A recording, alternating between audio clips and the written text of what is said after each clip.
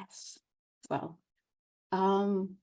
hello, everyone. I am delighted to introduce someone who I think needs no introduction. I'm delighted to have Dr. Stephen Porges with me today. Dr. Porges is a distinguished university scientist at Indiana University, the founder and director of the Traumatic Stress Research Consortium, and the developer of, the polyvagal theory. And we can spend the next hour just talking about your accomplishment and research, but we're not going to do that. So, Stephen, welcome. Thank you, Manel, and very, very interested to find out where we're going today. Yes, I am. I'm quite interested. We have right now practitioners, therapists from Saudi Arabia, from Emirates, from Bahrain, from Palestine, and more will be joining us, I presume. So this is quite a great opportunity. Let me start with asking you this question. When you prefer to be, in this kind of conversation, to be addressed as Stephen, not Dr. Porges, which is, in our culture, in the Arab community, we use a lot of honorific, to address, not just, scientists and professional, but even elders. So this, me calling you Stephen might be a surprise to a lot of people. And I know, would like to share why you. Okay, let's start off with in using honorific titles. Tell me about the social distance that creates or doesn't create. Yes, it does. Okay, and what that's really saying is it takes away opportunities for accessibility and co-regulation.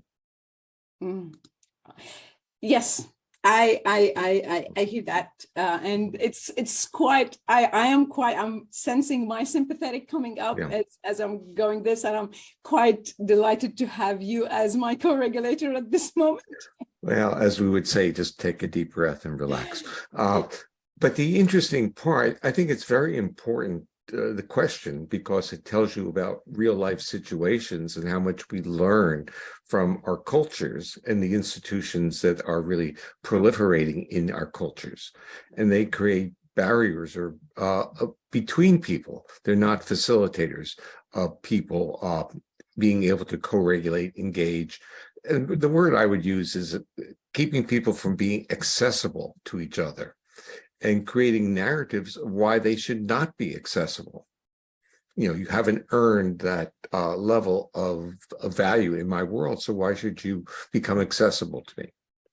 And what that misses is really what are the values that we place on human beings and on people. And in many cultures, it's really something that can be objectified, meaning a degree or a wealth, a element that we use to define status, but it has very little to do with the core of that person. So how are we going to know who other people are if we just protect ourselves with titles? That's a very good thing. Well, I'm not going to ask you to explain the polyvagal theory. I think you've been asked that question many, many times, and there are many videos that would explain to our audience. But let's start with the topic of our discussion today, or at least our initial start, is what does it mean to be polyvagal informed? What is it, and is there a point in it, in being polyvagal? Yeah, okay. Part of what we're really saying is that it's kind of like a respect for the other person's physiological state and how that limits their ability to be accessible. So we just have actually described a perfect example that if a person is, in a sense, fearful of being evaluated by me, their physiological state is now moving out of a state that is accessible for interaction, for co-regulation, and moving into a state that's very defensive. So they're literally broadcasting or projecting their defensiveness to me. And how pleasant can that be for either one of us? Unless we have this, let's say, a type of pathology where we get pleasure in seeing people squirm. And there are people who are like that, But the issue is being polyvagal informed starts off with, number one, respecting the physiological state of oneself and the other, and also understanding how that physiological state is broadcast in the facial expressions, in the posture, and in the voice of another. So we can hear the physiology in the voice. When a person's voice is high-pitched screechy or low-pitched roaring, we know their physiology is not comfortable, not calm. But if the voice is more melodic, more welcoming, our bodies relax in their presence. So we're all like infants wanting our mothers to talk to us in a lullaby-like voice. And when we get for the sake of the conversation, why would anyone need that? Why is it needed to be, have that, calm down physiology? Because we still live in a culture driven by, push and force. And, we think if we push people enough, they will do what they're supposed to do. Yeah, this leads us to another dimension of polyvagal theory, and that is these reactions to intonation, to gesture, to posture, to accessibility of others being broadcast, shifts our physiological state and makes us broadcast accessibility to another. It's a trigger. They're reflexes. They're not intentional. So what you're really saying is we live in a world, it doesn't matter whether it's a Middle Eastern country or a US country, we live in a world that tends to say that all our behaviors need to be intentional. So if we do something, if we react, there was a reason, there was an intentionality. Polyvagal theory explains that so much of our feelings and our behaviors are triggered by our physiological state, which means the efficient way is not to scream at a person and beat them up and tell them not to do something. Is to get them into a physiological state where their intentional behavior can function. So where their top-down brain structures can actually regulate their behavior, where they're not in a state of terror or tantrum or anger or fear. Yeah, well, my door to polyvagal theory was with my kids' parenting, that's kind of shifted everything. And once I realized that, it sounds very simple and intuitive. It's like, if I want to get my kids to do what I'm asking them to do, or I want them to respond, is, I need to, to be calm and get them this, what would like to discuss is that sense of safety, which is but let's be, let's say, self-compassionate. We're human beings. Yeah. So when your kid is acting out and is functionally aggressive, or your body reads it as aggression, whether they're not listening to you, they're rejecting you, your physiology gets triggered into your defenses. So it's very difficult for people to say, yeah, I understand it, but now how do I implement it? And that's where therapies, and that's where what I call neural exercises, that's where other types of practices like breathing and meditation become helpful, where we, in a sense, listen to our body and then, in a way, try to convince our body that it's safe. So you brought up this issue of safety, and we need to kind of unpack that a little bit. Lots of people all over the world don't feel safe. And they think it has to do with everything outside their body. So they think if we remove this threat, everything would be fine. But instead, something else seems to replace that threat. It might not be a threat of, let's say, a terrorist, but it could be a threat of a job promotion or an evaluation or a test score. Our body, it can move into these states. And when it moves into those states, it becomes a physiological state that doesn't support safety, feelings of safety. It supports feelings of defense. So feelings of safety are not top-down, although top-down thoughts or visualizations can help. Feelings of safety are basically our autonomic nervous system broadcasting to our conscious brain that we're in a state that supports our health, growth, and restoration. It's as simple as that. When our body is doing its defined health-giving operations, we feel safe. But once our body feels in a way that it moves into defense, whether it's a pathogen like you have a virus or COVID, our body is very different. It's under a state of threat, and our mental processes now sit on top of that body that's in a state of threat. And so our world is no longer a safe world.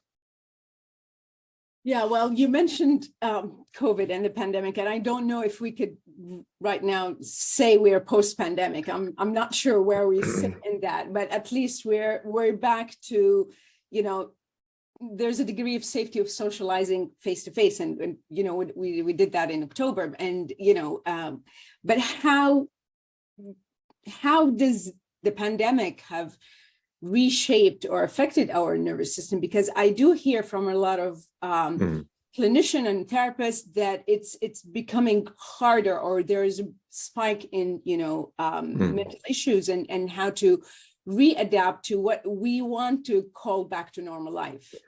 Yeah, well, normal is what we do, not what we had done. So actually, I lifted up my mask so I can put this on here.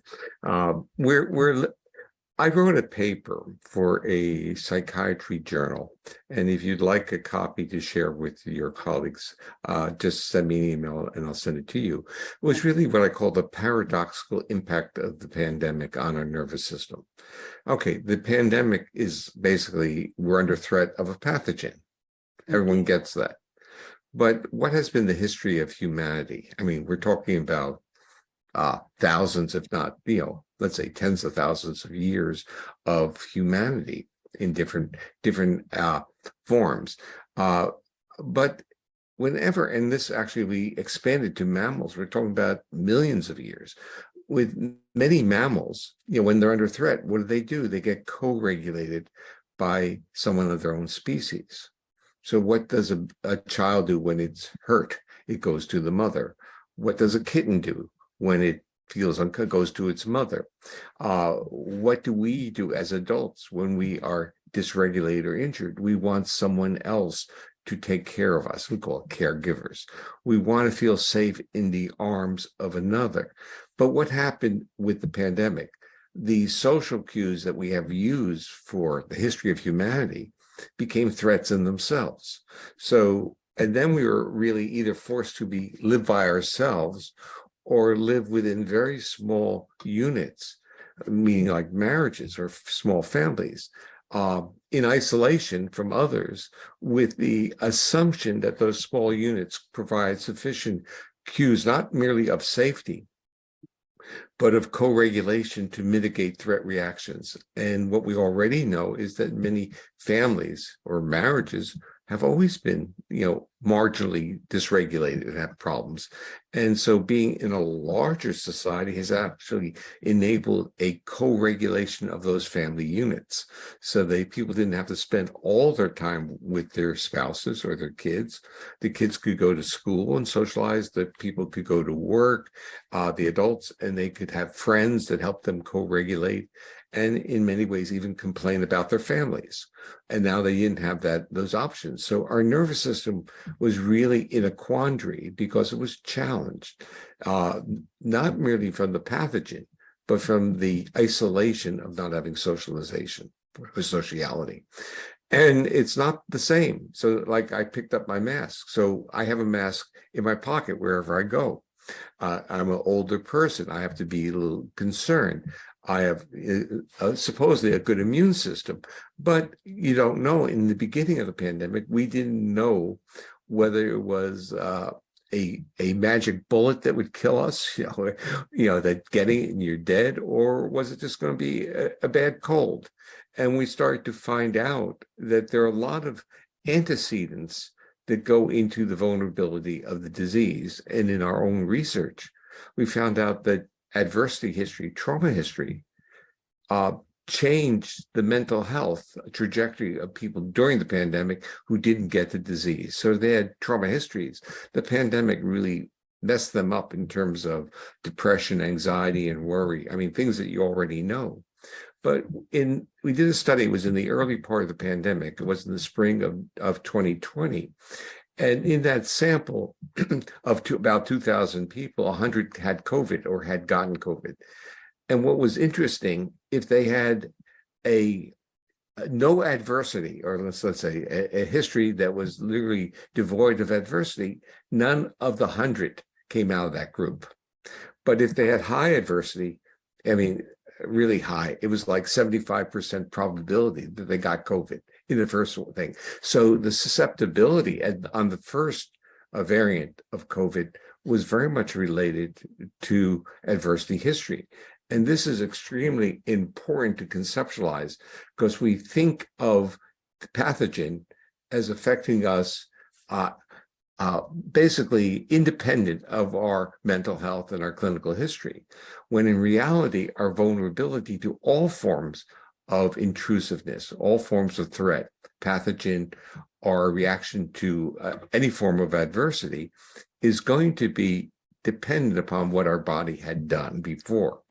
And in our work, it wasn't merely the adversity history, it was whether that adversity history was linked to an autonomic nervous system that had been retuned towards defense. So by using measures of adversity, that was predictive.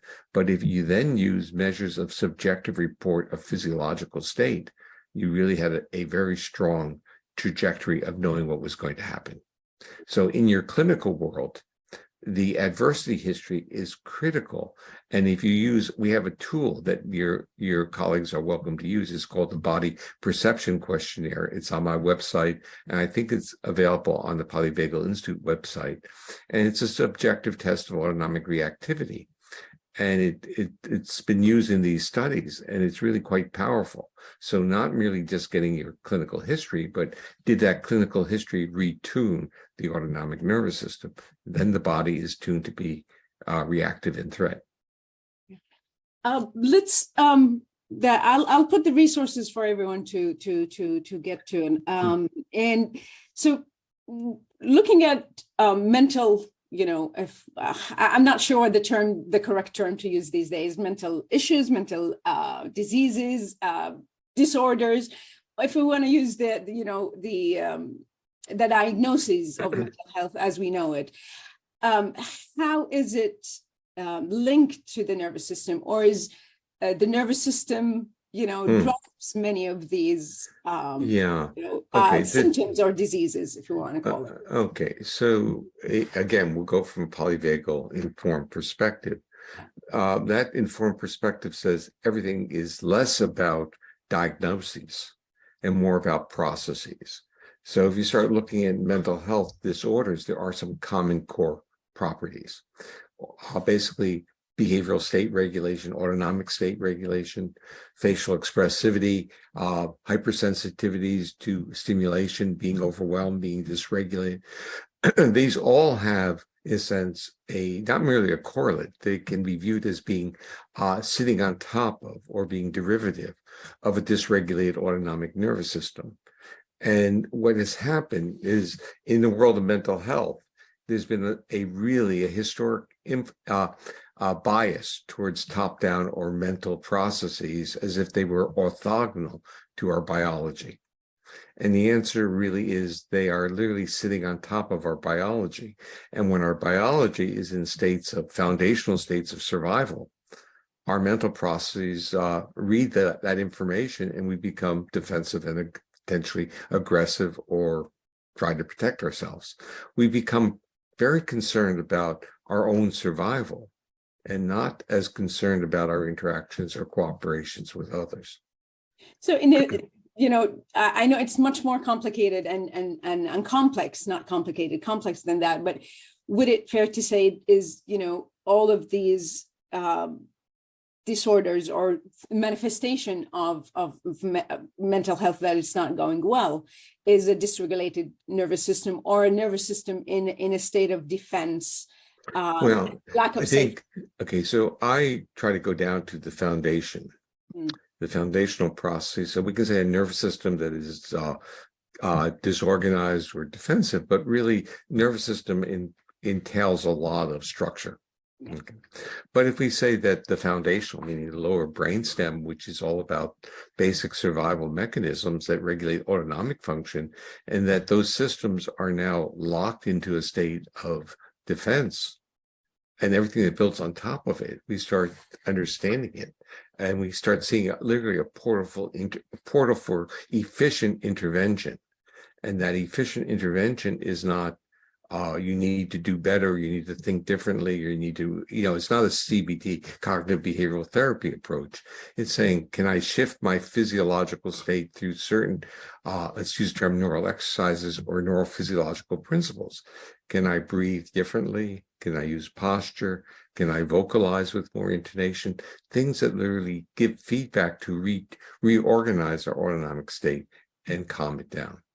Okay. So I heard you. I don't know. Preparing for today, I binged on all the videos and interviews you have on the internet, and there's a sentence that stopped me that I'd like you to elaborate more on. Is you said sociality is a neuromodulator to our physiology. Yeah. Can you unpack that? Okay. So. We let's say all our cultures, whether we're talking about Middle East or Eastern or Western cultures, they all have treated sociality as optional. And let's go back to the beginning and define. How do you define sociality? It's the interaction, the co-regulation of more than one person with another. Now, we can degree of sociality with our dogs or cats or horses. What it requires for sociality is the bidirectional interaction. That's why, if we go back to the initial start of our dialogue, accessibility defines sociality. If you're defensive, you're not accessible. If you're not accessible, you're not social. And this became really, in a sense, we go into something like autism, where people used to be defined as autistic if they were asocial. It was really that their bodies didn't feel safe in proximity of others. And so they were not merely not able to receive the cues, they were now broadcasting cues of defense. So we can see that acting out. We can see that happening with kids if they don't eat. Their bodies are now in a state of more survival. They're not going to listen to you because their bodies take precedence. They need the food. They need to eat, or they need to move at times, and they're not going to just stop it. So the nervous, it's basically, we can think of it as layers. I think what has been missing is that it's really very simple. There's some very foundational survival mechanisms. And when those survival mechanisms, meaning neurophysiological mechanisms, when our bodies move into states of survival, sociality cannot coexist with that. Can you say more? Yeah, I will, because the real issue is, how is sociality? There's a circularity here. Sociality is derivative of being in a safe physiological state, but sociality modulates our physiological state. So it's both a product and a modulator or a mediator of it. So the example is, we're interacting and you're anxious. And if I read your anxiety and respond, interpret the anxiety as a lack of accessibility, my body would, in a sense, be mirroring yours. Or you're not that anxious now, but let's say you were, and I would be more distant. And then we get into this cycle of supporting the physiological state that you were in, which was getting a little bit more anxious, and then more anxious, and then more anxious. And that's affecting me. And so there's no social co-regulation, there's no bond, there's no accessibility. But if one person says, oh, I see those cues, what if I kind of slow things up a little bit? What if I smile? What if so it's not like, what if I smile? It's not like it's an operant smile. What if I feel comfortable, and as I talk in certain ways, my face starts to loosen up and I spontaneously smile? It's very different than doing this. It's like our bodies read the cues of others, and that is where sociality is a neuromodulator. So when the cues are those of cues of accessibility and welcoming and support, the other person's body becomes accessible, meaning calms down. Well, that brings, if we go back, or to add the complexity to it, that, and that's my work background, is that, most of us come to a place where we're disconnected from our body, we're disembodied. We don't even have access to know what state my body is in. Yeah. And how does that add to that, so if I don't know how I'm feeling and I don't know what I'm projecting, and it becomes this vicious. It is a vicious cycle, but let's go now to the principle. There is a functional reason why the body becomes numb. And there's a consequence. The body becomes numb when the feedback loops, the feelings are being rejected and not changing behavior. So that over time, we don't have feelings because feelings would be disruptive to what the intentions are. And this leads to basically disease states, not merely mental health issues, but what have been called in mental health as physical comorbidities. Let's say irritable bowel syndrome, fibromyalgia, eczema, headaches, dysautonomia, because numbness is really saying that the feedback loop from our body is not registering. And what that's really saying is that our nervous system is no longer regulating the physiological organs, and that's creating a platform for illness. And then, of course, does modern society say, well, these are stress-related illnesses? Well, yes, they are. But what is really the mechanism? It's not stress.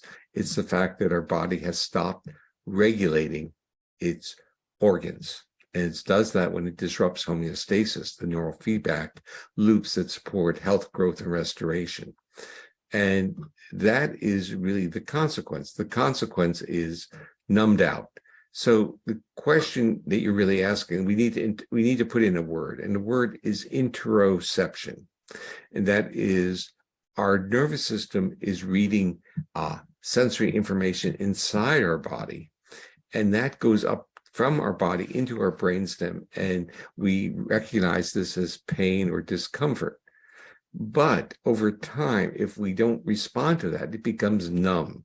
We don't pick up those cues. So the first part is we lose the awareness of our own bodily feelings. And that is really the point you're bringing up. So the first part of an intervention, and that's where we have to get to, how do we normalize these systems, is through exercises like different types of breathing patterns, where we exaggerate the input from a portal like breath.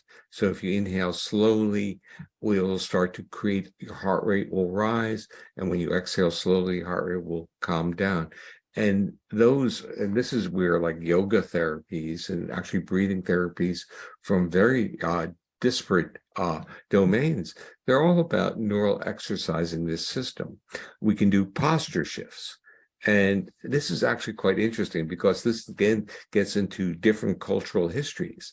So like within Islam, there's a lot of kneeling or bowing, and that is extremely important as a neural exercise. It triggers the autonomic, basically triggers vagal function. So posture shifts are historically parts of rituals for many. It doesn't have to be structured religion. They're part of the history of humanity. And they are vagal exercises. Yeah, that's, well, I want to open it up. If anyone has any questions, please. Let me just add one other thing. Please do. Chants are also other forms. And again, these become part of rituals of traditions. So chants and vocalizations, intonation are literally using laryngeal and pharyngeal muscles. They're regulated by nerves that are vagal. So we're calming ourselves through the intonation of vocalizations. And we're calm ourselves when we listen to, because we start recruiting these circuits as well. So the point I'm making is embedded in our history. People had developed tools to deal with numbness, to get people back on. And I think, when I look at my kid when he was 2 or 3, when I now with the polyvagal lens, when I look at what he was doing a lot of, exercises, so to speak, to regulate his nervous system with humming and skipping and, sitting upside down. That is very much intuitive in what we do, but we come at some point and say, no, sit down, no, don't do this. And we start the numbing. Yeah, well, I'll talk a little personal story, because my mother used to chew gum. My mother's been gone for several years, 30 years. But the part she used to chew gum, but my father detested gum chewing. And it's like people who chew their fingernails. Gum chewing is actually a powerful vagal exercise. This is what, eating, ingestion. You get eating disorders where people try to eat too much because ingestion stimulates the same nerves that we use for calming. So people are ingesting, you're chewing to calm. So my mother was chewing gum to deal with her physiological state that was being expressed as anxiety. My father didn't like chewing gum and thought it was really a basic principle and a basic intentional behavior, and didn't understand the context in which my mother was trying to calm down. And what you're describing your kid, it's the same thing. We have to understand that many behaviors have really powerful adaptive features, and we have to learn basically from that intuition. Yeah, I had this conversation of chewing gum with one of the teachers at my kids' school who was 15, and I'm trying to explain that it is calm them down instead of them being distracted. Yeah. But and that you mentioned intentionality, and I think that's a very important thing, whether we're dealing with our kids, with anyone in a therapy room, in any kind of transaction or relation, is that intentionality. We assume intentionality. Yeah. That's not what happens, really. Well, but remember, we are really being triggered by the behavior, and we're trying to make sense of it. And our initial reaction is, why would someone do something that would be so disruptive to us unless they wanted to? And so we get angry, we get disappointed, and we try to lecture and we try to correct it by explaining what has happened to us when their bodies are basically screaming at us, metaphorically and really, about the state they're in. So everything's proximal about them, and we want them to inhibit their body's defenses. And it's very, very difficult to be that calm, quote, the adult in the room, because our body is being triggered. So it's one thing to be able to explain it, which is my role. It's another one to truly be able to implement it in the family and social unit that we live in. It's very difficult. Yeah, it is. We have a question about the effect of childhood trauma on the autonomic nervous system. The lack of maternal warmth, domestic violence, and so forth. How does that affect? Well, in one of the studies we recently did, we basically used the scale of adversity history, and we looked at my autonomic nervous system regulation scale. It basically maps right into it. The more adversity, you have more autonomic dysregulation, but it's not a causal model. This is really what we have to really understand, is that there are individual differences in resilience or buffering mechanisms. But if we take the adversity history and then we look at the autonomic state of the patient or the client, and we see that a subset has been retuned or has attributes now being autonomic states of defense, those are the ones who have the poor outcomes. The other ones actually do quite well. So in a clinical setting, what would, if any practitioner or clinician, therapist, psychiatrist want to be polyvagal informed, or want to bring the polyvagal lens or the language, what would their first step would be? What would they bring into that, session or setting? I would say what they would bring. Actually, I got an email yesterday from a young therapist that says, what would I tell a new therapist to do on their journey? I said, listen to the voices of your client, listen to the body's voice of your clients and of yourself as well. So basically, your patient, your client, is telling you all about their physiological state in the intonation of their voice, their facial expressivity, their gestures. Listen to it. And what that means is that you learn to decode the physiological state of the client. But you also need to respect that your physiological state is being broadcast to the client and can either enable that client to be accessible or more defensive. So we start understanding what we can detect from the other, that physiological state, number one, that awareness, and the awareness that we are broadcasting our state and our desire to co-regulate, which is to take one person who is destabilized and have them become regulated by another person. And in a way, therapy is all about co-regulation. And so the point is we need to understand, we need to develop a toolkit to understand that. And the first, I would say, even more primary to being polyvagal informed is to really understand at the essence that much of our behavior is being mediated by our physiological state. So if our body is destabilized, like we're hungry or we didn't sleep, or we had to rush up a flight of steps to get to a meeting, our physiology is in a different state, and that promotes different behaviors and different responses to others. We become biased towards negativity. Yeah, I think I would say without any scientific research, 50% of arguments can disappear if we're not hungry when we're talking. Yeah. And that's something that a lot of, it's very easily dismissed. And go ahead. I was going to make one statement, and it's a statement I kind of been playing with there, and that is to ask people, have they ever won an argument? I don't know. Well, the point is most people say no. It's been very uncomfortable, very unpleasant. So the issue is, but everyone has arguments. So now you have real life examples of physiological states that have shifted into defense and have been broadcast as defense and reciprocate in defense. And there's no resolution. You can't make it work when you're in an argument. We have a question, and I want to bring Aisha to ask her question. Aisha, you can go ahead. Hi, Stephen. First of all, thank you for your work, and I'm really grateful for your existence. Your work has been really impactful on my work as a clinician and body worker, but I also always learn so much from who you are and your presence. So I just wanted to name that before I share my question.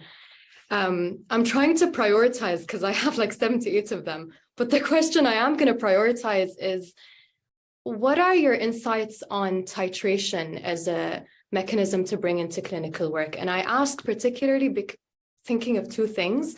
One is breath work. There are breath work modalities like holotropic breath work or rebirthing that can be quite controversial.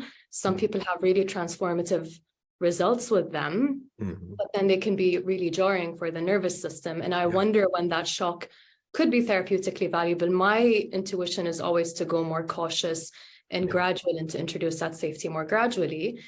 The other side of it I look at is particularly when I work with clients with a disorganized attachments pattern who find safety really threatening because they associate it.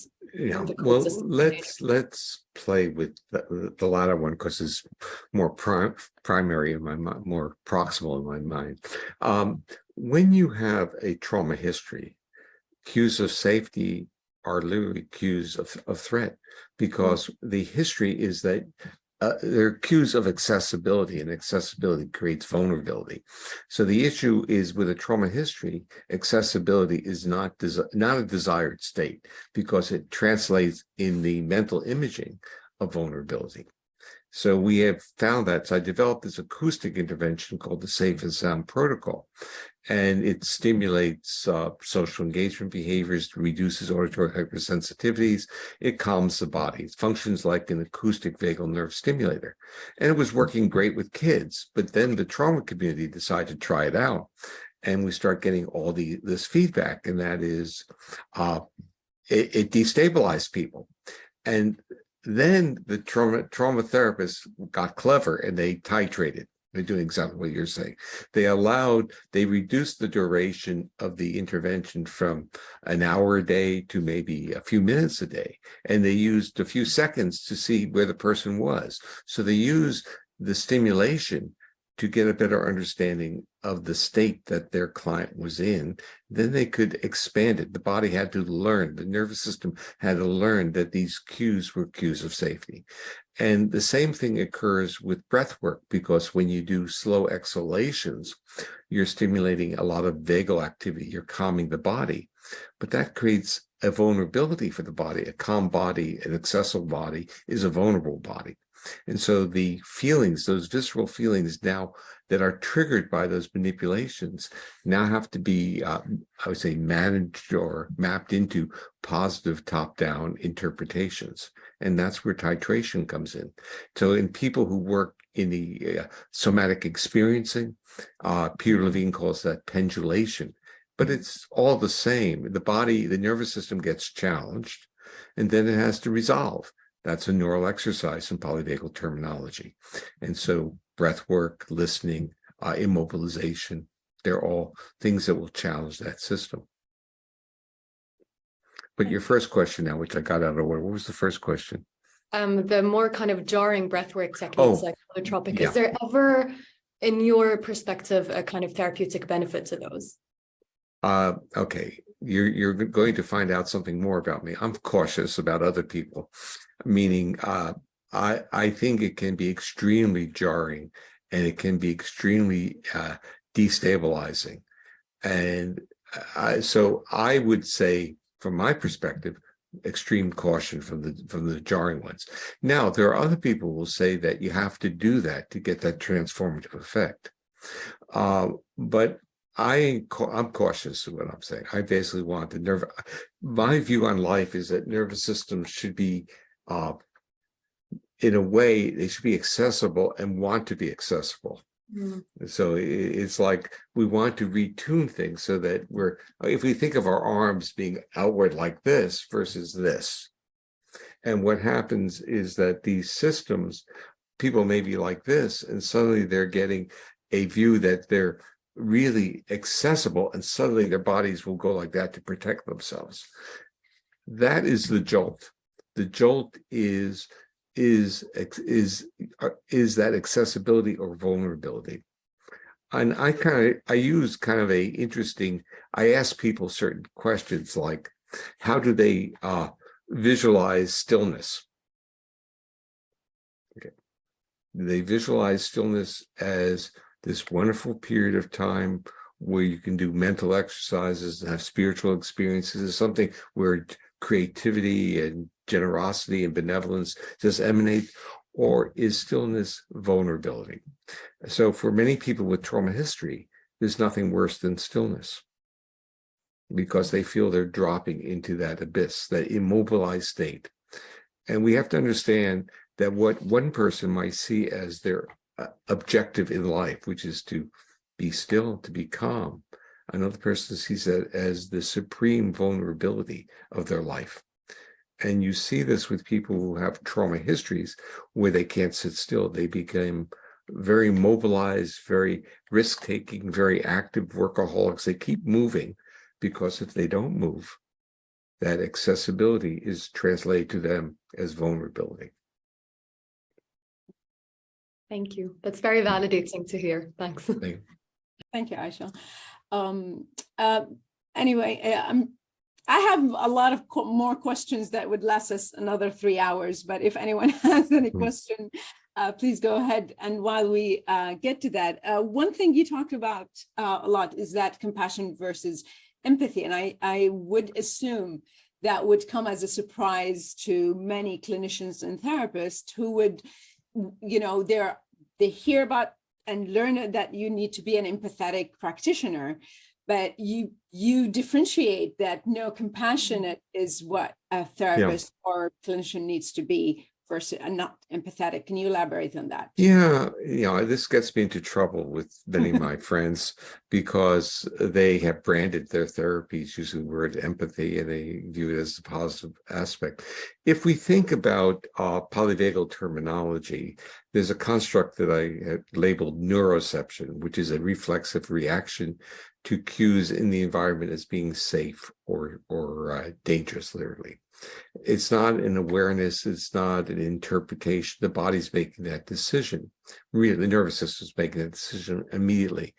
And when someone is being injured, we have a neuroceptive response where we feel pain. That's empathy. And when we start saying compassion, it's really, we acknowledge that we may feel this empathetic feeling, but there's a second stage, and that is a stage of compassion where our bodies resolve that reaction, and now we are present for the other person. With empathy, we're responding about ourselves.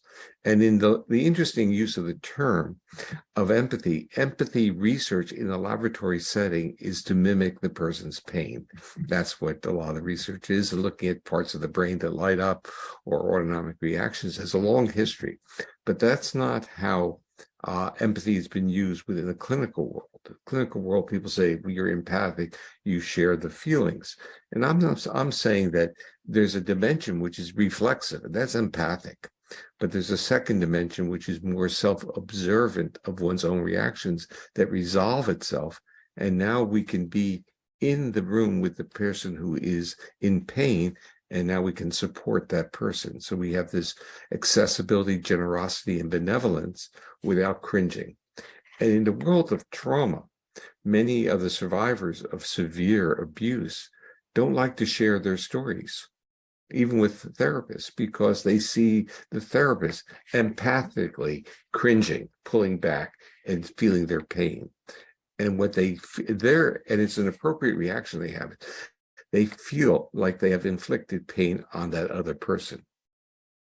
So we have to understand that in the classical definition of empathy from a research orientation, we want to acknowledge that we are empathic species, but we want to be able to, in a sense, resolve that and be present and supportive of the other. I've just finished writing a short little thought paper with Michael Allison, and you met Michael Allison at the meeting, and it's basically using that construct. He was very taken with my distinction and talked about it as a two-component model, which it is, of empathy and then compassion. And it actually goes back to my earliest research, and this goes back into the early 1970s, where I talked about a two-component model of attention. And the first one was reflexive, and the second one was intentional. And in a way, that is this two-component model of empathy to compassion. So it's empathy to self-awareness to compassion. There's actually three phases within it. Okay. We have a question from Ashira, so I'm going to ask you to unmute and add your spot. Ashira, go ahead with your question. Hi, thank you, Stephen. I'm interested in the what we call constant trauma. When I'm from Palestine, so I work mainly with the Palestinian children and women who have been incarcerated, and all sorts of things also in Gaza. So I wanted to know, most of the Western medicine, the way that it approaches mental health is for people who are in a state of aftermath, the post-trauma, where their nervous system is regulated and they can be in a place of peace to talk about the trauma. But what I've seen and what I've experienced personally, and also with the people I work with, is because our system is constantly in a state of anxiety, fear, fight or flight. It's also very difficult to take people off that state and bring them to a state of peace, because it's very dysregulating the moment they come out and they see the same world, and it hits them again. Okay, so closest I've come to that is dealing with Ukrainian refugees in Poland. And because, again, they contacted me to kind of bounce some ideas off of me, and they were working with mothers and their children. And my first point was that they have to work with the mother before they can work with the child. But the interesting part, and this is kind of like the metaphor, they were coming out of a war zone, and this is where the similarity occurs with Palestine. They were coming out of a war zone, and they were now in a therapeutic setting being given cues of safety. So they were using my safe and sound protocol, and the mother couldn't handle it. She lasted 40 seconds of listening before she had to run out of the room. Because when you come out of a war zone, you can't tell the body to calm down. And this is really the issue you're dealing with. How do you tell the body to come down, especially if they're going back out into the war zone? And that's really what you're also saying. So the issue is, I think, I'm going to use this kind of set of other words. I think the movement dance therapists had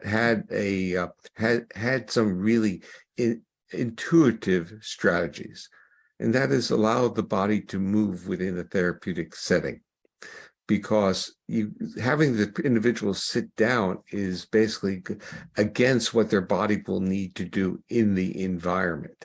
But if they can move, you can do therapy in a movement modality, is what I'm saying. Then they start developing a skill set to manage those visceral feelings without becoming sedentary or immobilized. Because immobilizing someone coming out or in a war zone is not what the body will allow you to do. Because if it immobilizes, it may shut down, which will result in dissociative, and you will not be able to do any good work either. So if you can incorporate some movement with the therapeutic strategies, then maybe you can build a greater resilience to deal with the horrific experiences that these people are having. Thank you. Well, that brings me to a term that I've heard you use a lot, which is vagal efficiency. Yeah. What is that? Well, in polyvagal words, what we want is to recruit this the vagus that comes from the ventral side of our brainstem, part that's towards our front, because that vagus is linked to the muscles of our face and head. It's linked to calming, and its patterns are, when you measure the output of it in heart rate, it gives you heart rate variability, respiratory signs, arrhythmia, and when that is higher, you're healthier, basically. And when you're under demands or threats, it gets lower, and when you're ill, it gets low. So we try to get that system going. That system acts as a vagal brake. What that really means is that we have a heart rate. Everyone has, if they're alive, have their hearts beating. But the rate that it beats is different when the vagus is functionally imposing an inhibition on the heart's pacemaker. So for many of us, our basal heart rate could be in the high 60s, low 70s. But if we took that vagus off, our heart rate would be between 90 and 120. So we are basically functioning with a vagal brake on. And what that enables us to do is to very efficiently and rapidly move that brake on and off. And that gives us increased metabolic outputs very efficiently without stimulating our sympathetic nervous system, which is much more diffuse and very metabolically costly. So we become destabilized psychologically and behaviorally when we pull the vagal brake off and we stimulate the sympathetics. But when we have an efficient vagal brake, we can pull it off to stand up, to go up a flight of steps. Then when we sit down in our chair, it goes back on very rapidly, and we calm down and we're engaged in our behavior. So life on this functional level of social interaction, of health, requires an efficient vagal brake, and that's vagal efficiency. And what we're finding is that many disorders, including trauma histories, but disorders like I will mention one is cyclic vomiting, which people have, they're regurgitating all the time. There's also a disorder called Ehlers-Danlos syndrome, which is hypermobility, but it's linked with a lot of anxiety. Those disorders are actually categorically, their vagal efficiency is extraordinarily low. So you can, with Ehlers-Danlos and cyclic vomiting, you can identify those people. They're standard deviations off the mean. But with trauma, it's pushing the mean to a lower level. It's not, they're part of the same distribution, but their reactivity to the world is being mediated by this vagal efficiency metric.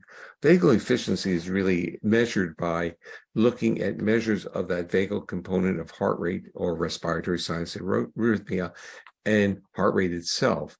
And it's taken over short periods of time, and things like posture shifts are used. So we have a person going from supine to seated to standing.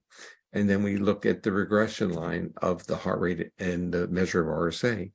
For some people, it's a very steep almost a perfect linear regression line. For others, they're totally unrelated. But when it's unrelated, it's really saying that our vagal regulation of our heart is not systematically and efficiently regulating our heart rate. It's as simple as that. So you want a vagal brake that when we recruit it, it does its job. But if we're numbed out, this goes back to the earlier questions of numbing out. Numbing out is really going to be disrupting of that vagal brake. It means that that feedback system is no longer tightly linked. Well, so what I'm hearing you saying and how I understand vagal efficiency and using the vagal brake, and ultimately it's not human, I guess, and please correct me if I'm wrong, is to be regulated. That's not how the nervous system is. It's to move through the different states and recruit, the different outcomes from different state in state of safety, or if there's a state of threat, to remove the threat and go back to safety. Yeah. So a person with an efficient vagus, or let's say has high vagal efficiency, if they were challenged, they would have resilience. It would come right back. And it's not that we could enter the world with similar vagal regulation, but under challenges, they would be removed, but the recovery slope might be different for different people. But a person with a vagal efficient system, it recovers, they're resilient. And so their nervous system is functionally evaluating metabolic demands and sometimes in anticipation. So if the nervous system anticipates great metabolic demand, it takes the vagal brake off. Mm-hmm. That's why fear will pull it off, because our body is now prepared to mobilize, which requires sympathetic activation, which is metabolically costly. Oh, well, I can't, we're getting close to our time. So let me ask you this, it's two questions, so I'll start with one. What is the polyvagal, learning edge right now? What is polyvagal theory teaching you now after, I think it's been over 20 years of you're introducing it to the world? Well, it keeps teaching me. Okay, so it's interesting to be reflective about the products or the things that you actually create. So it wouldn't be useful if it weren't useful to me. So it helps me understand myself, my spouse, my wife, my kids, my granddaughter. It helps me understand it from not from an intentional worldview, which is what we've all been bombarded with, but to have better understanding of what happens on these reflexive levels. And it gets me really into this focus that we have to literally stop and listen to our body. We have to observe. We have to be better observers of ourselves and others. We have to be a good witness. And what that means is we can't jump to making interpretation of intentionality. So we have to be more self-compassionate and compassionate of others. And that's my journey, is really this greater understanding of what happens when people's physiology moves from this resilient vagal state to a sympathetically dominant reactive state, and how understanding they are of the world they're in, or are they just locked into being in a state of defense? And what I'm realizing and learning along this journey is that when we're locked into defense, it's very hard to even comprehend what's going on inside of us. It's so much easier to blame what's outside of us on our behavior and our physiological state. So our personal narratives are going to make us into heroic individuals. And we're going to give up our own sense of responsibility or agency to learn about our own body. So the journey really is learning about our body and learning how to manage it. So we have great individual differences in that resilient feature, but we should learn to be more aware when we lose our resilience and how to manage that. That means I can feel in my body a destabilization. What is my next step? My next step is to move my body into a place where it can calm. Is it listening to music? Is it walking by the ocean? Is it, seeing a friend? What is it that enables my body to calm down? And that becomes literally our lesson book. We need to know what calms our bodies down. That's a long life lesson, and I find nature is for me at least, and I haven't met someone who doesn't think the same, that nature doesn't have that kind of co-regulatory effect. And if you know, how would you want to see the world in, you know, through, you know, for me personally, and I have only been learning about polyvagal for the last 3 or 4 years, that I wish everyone would speak polyvagal. So where would you want to see polyvagal? Okay, so I basically, at the meeting we had in Atlantic Beach, I basically saw it in front of my eyes. I said that if we can create environments that are safe enough for people to be who they are, the world will be a wonderful place. The issue is, doesn't have to be overly safe. You don't have to take away all risks, but safe enough that people can be who they are. Then we can learn. I mean, it's going to be such a creative and generous world, benevolent world, when people feel safe enough. Now, we also, from making that statement, we understand that the world is structured not to be safe enough because it creates motivations. Motivations are to work harder, to acquire more. You know, it's all, but also motivation not to spend time allowing your body to generate what it is and who you are, your own creativity, your own brilliance. It's saying the body has to work, has to do these things. We don't have the privilege of allowing it to be what it is. The world, I think, polyvagal theory is all about a better understanding what it is to be a human being. That's as simple as it gets. Can you talk a little bit, and because I want to end it back to the clinical and therapeutic and mental health, what would that look like to be? Okay. Yeah. I got it in a simple set of words. Yes. In the world of healthcare, and this goes beyond mental health, it's physical health as well. We think that care comes from outside, or at least health comes from outside. There's something wrong, it gets fixed. It gets fixed with a procedure, it gets fixed with a pharmaceutical or a surgery.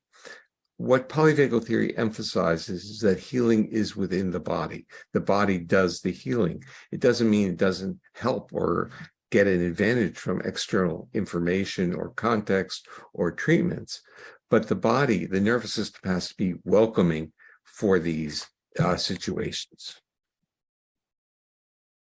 So I think the message is to have an understanding about the body's defensiveness.